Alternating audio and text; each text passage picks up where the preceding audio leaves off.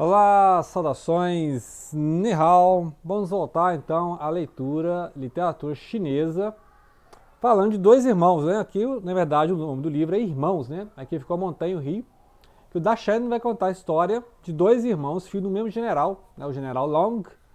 E aí, são irmãos, um criado na capital, né? Lá em Beijing, cidade proibida, né? E o outro criado nas províncias da China. E aí você pensa assim, em algum momento essas vidas paralelas vão se encontrar, né? E, ou seja, ou o irmão vai trabalhar nas províncias, né, vai ser indicado para trabalhar nas províncias, ou alguém da província, ou o irmão da província vai subir até chegar à capital e vão se encontrar, né? Alguma coisa vai acontecer e está quase acontecendo, porque teve uma reviravolta aqui na vida do Tan, que é esse filho legítimo do general, que ele estava lá em Pequim. Só que ele ajudou, a gente viu nos últimos capítulos, ele ajudou aquela subversiva, né, que estava panfletando sobre democracia na China, imagina que coisa, democracia na China. E porque esse livro aqui é bem simpático, a causa democrática, né? Então é um livro que não seria, obviamente, publicado na China, né? É um livro assim publicado em solo americano, né, nos Estados Unidos. É igual os autores, né, que a gente tem visto que tem saído da China para os Estados Unidos ou para a França, né? Igual o Dai Siji, né, da costureirinha chinesa, né? Balzac, a costureirinha chinesa, a gente já falou aqui no canal. E outros que, por exemplo, os Excluídos, né, que é da Yi Yun Li, né, que são autores que foram publicar no Ocidente, ou seja, não ficaram na China. Porque é uma literatura que vai mostrar, por exemplo, alguns bastidores da Revolução Cultural do Partido Comunista, né, Partido Comunista Chinês, e vai explicar algumas coisas da província. Então tem diferença, vai ver alguns capítulos aqui, a diferença da província para a vida na capital, né, em Pequim. Então, resumindo os últimos capítulos, então, teve uma reviravolta na vida do Tan, que ele vai ser preso, né? Então vai estar sendo assim, que ele vai ser preso, vai ser até torturado, né? Porque lá, a linha é dura, porque querem que ele confesse a morte lá da subversiva, né? Não quer que caia na mão da polícia, né? Que ela morreu, né? Não explica como é que ela morreu, só que aí tá um cadáver, eles querem se livrar do cadáver, né? Então a culpa é dele. Aí cismaram lá uma confissão de que ele matou por crime passional, né? Ele teve envolvimento, descobriram que ele teve envolvimento com ela, ele fez de tudo, falsificou a assinatura do pai general, né? Por isso, um dos motivos que o pai não teve como defendê-lo, porque isso levou inclusive à desgraça da família, né? O famoso político que caiu em desgraça. Então, esse general foi pressionado a pedir uma demissão, né? Então ele se demitiu, né? E aí foi então que a família nem pode ficar mais em Pequim, né? Aquela mansão lá que é dada pelo Estado, né? Para a família ficar. A família é obrigada a voltar às propriedades da província, né? Então vão chegar nessa parte, né? Eles vão para Fujian, eles vão para a província, mas vamos por parte, né? Então a gente sabe que o Shantou é o outro irmão, esse, né, o bastardo que ficou na província, e ele vai ser cooptado pelo serviço secreto, né? Vão chamar ele para o serviço secreto, e aí ele vai aprender técnicas de lutas, né? Então vai entrar nessa vida lá do serviço secreto, vai ser seduzido por uma professora de dança, tem aula de dança, né? Aí vai mostrar a sedução, só que ele não consegue esquecer a tal da Sumi, né? E aí tem um capítulo que tem inclusive a carta da Sumi falando que, né, ela pede perdão por ter, né, não ter ajudado ele a se livrar da prisão, né? Tem toda essa questão. Mas interessante que essa Sumi, né, que vai aparecer na história em outros momentos, parece ser a ligação, né? Olha, sempre os dois irmãos gostaram da mesma mulher, vai acontecer umas coisas assim, né? Então parece que vai acontecer isso mesmo. Então, como o Tan falsificou, né, essa assinatura do pai general, vai levar a família, né, a perder a vida boa em Pequim. Vamos então ter a carta da Sumi, lembrar que cada capítulo, né, são alternados, ora um irmão, ora o outro irmão, né? E agora tem o terceiro foco, que é a Sumi, né? Então, está dando muito enfoque essa Sumi.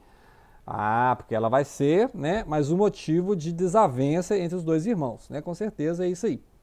Então, a família faz de tudo, né, para livrar o Tan da prisão. Ele assina lá, ele foi torturado, assinou uma confissão, que, né, não tem pé nem cabeça, ele assinou sob tortura.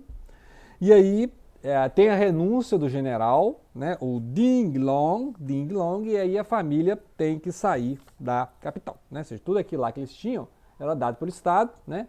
E outra coisa, acusam aquele avô, né, o vovô lá, banqueiro, né, que ele estava tirando dinheiro, né, gastando dinheiro do banco. Então, assim, a família perdeu todo o prestígio, Da noite pro dia, né? Da noite pro dia, todo esse envolvimento, então leva eles até a província. Aí na província a gente vai conhecer a diferença da vida, né? Os contrastes da vida de Pequim para a vida da província.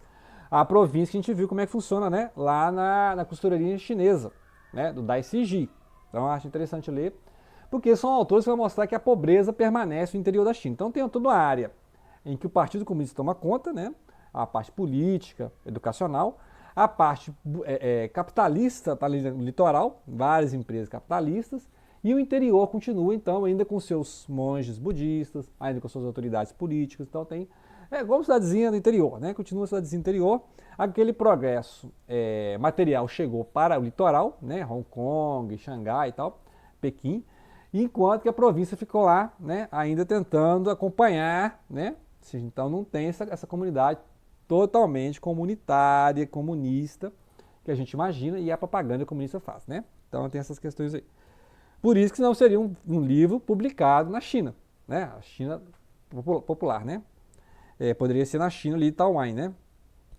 Muito bem, então o Shento, ele vai ficar sabendo da renúncia, né? O negócio é cheio de pormenores, então vai ficar sabendo da renúncia do general Long, né? E aí pensa, não, eu ia me vingar desse general, alguém já se vingou por mim, né?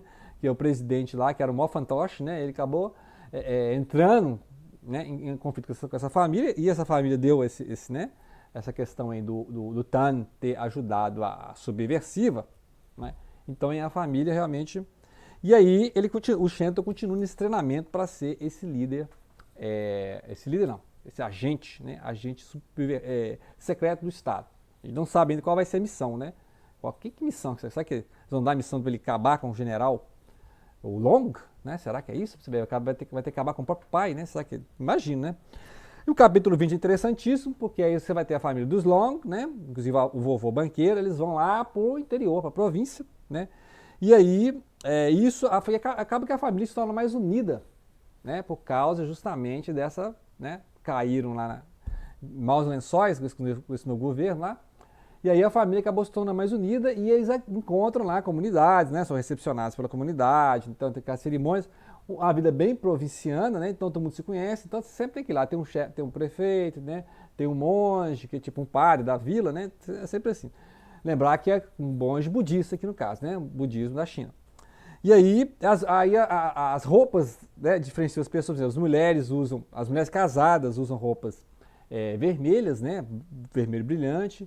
As mulheres viúvas já usam cores mais escuras, né? Então você já vê assim e as que não são casadas não vestem outras roupas, né? Então você vai vendo assim, tipo, e é interessante para ele, né? O Tan, porque ele é um cara que, né, está em idade de casar, né? 18, 19 anos já, né? 18, 19 anos. Então ele fica observando as mulheres, né? E esse capítulo 20 é interessante porque vai mostrando essas famílias, né? Do interior, cada um com a sua profissão, que vai passando de pai para filho, né? Normal isso. Então, o família do sapateiro, aí, eu sou bisneto do sapateiro, o pessoal da vinha, o pessoal que mexe com uva, meu tataravô foi, né? Eu sou bisneto de fulano que cuidava das vinhas, né? Então, tem esse segmento de família, né? As famílias que cuidam dos animais, né? Então, do pasto e tal. Então, tem isso. E vai mostrando que o deslocamento, né, dessa família de Pequim, que ficou lá na vida estatal, na vida burocrática, que não conhecem muito esses trabalhos pesados dentro do interior. Né? Eles não conhecem muito a vida como ela é. Né? A vida como ela é, eles conhecem a vida nos livros. Né? E aí eles vão tentar se enturmar. Né? Interessante que a família do Tan vão tentar se enturmar, e aí a mãe vai dar aula de música, né? O pessoal vai dar aula de matemática, ele vai conhecer uma nova aluna lá que sabe inglês. Interessante que essa nova aluna chama Sumi. Olha só que interessante. Sumi. Aí você vai, será que é ela? Será que é a mesma? Sumi? Sim. Aí você vai ver nas cartas, né? Você vai vendo que é a mesma Sumi, que é aquela que estava no internato, no orfanato, onde estava o Shento.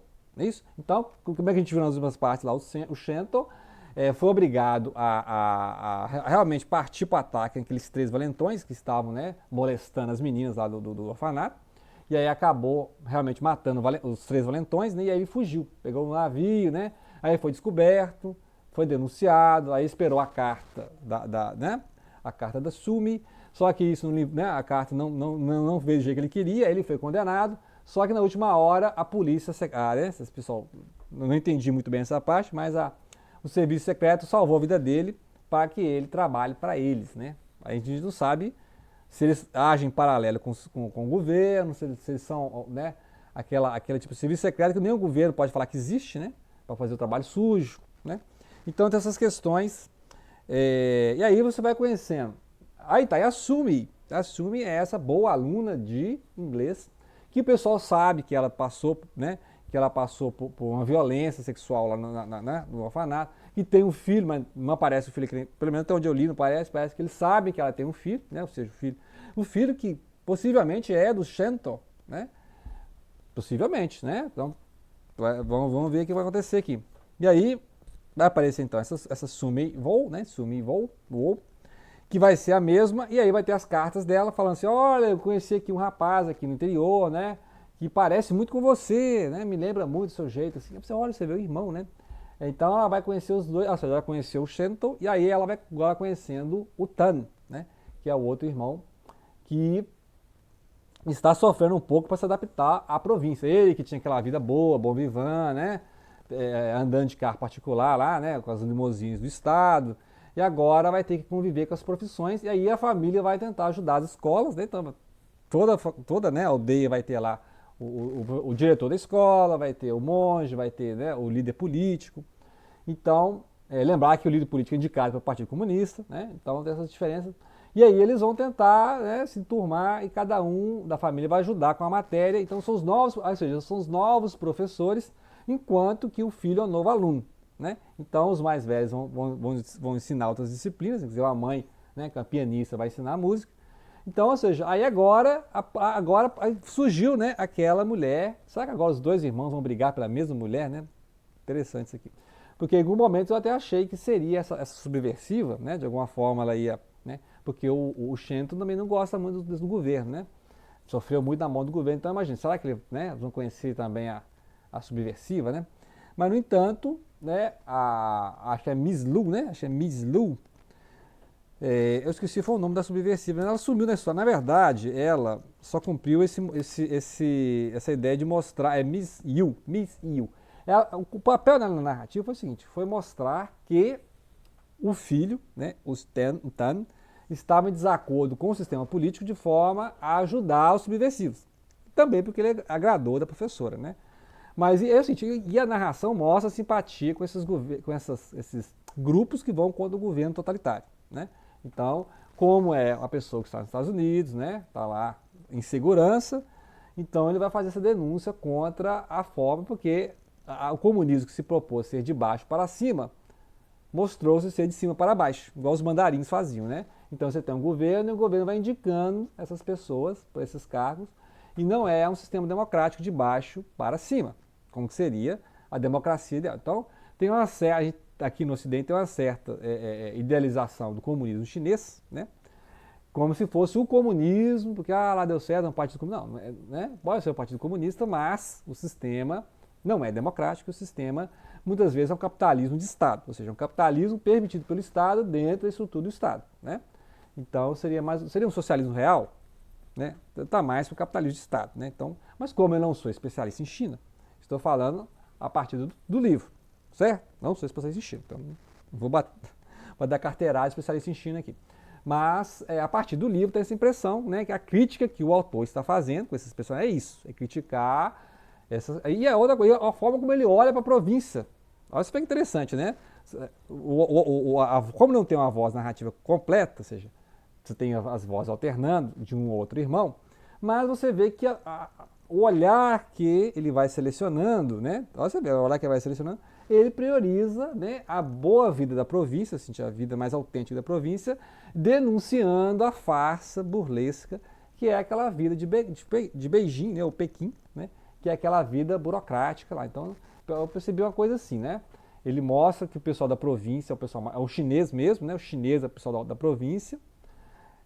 E que esses chineses aí dos partidos capitalistas, né, as burocratas, Pequim, é uma China assim que criou-se a partir do maoísmo, né, e que não é a China mesmo, né? Então, será que a China então para ele é essa China rural, né, dos monges budistas? Então a gente vai ver né? Acho que mais um vídeo a gente completa nós estamos no meio do livro, entender agora as relações, né, desses dois irmãos, ok?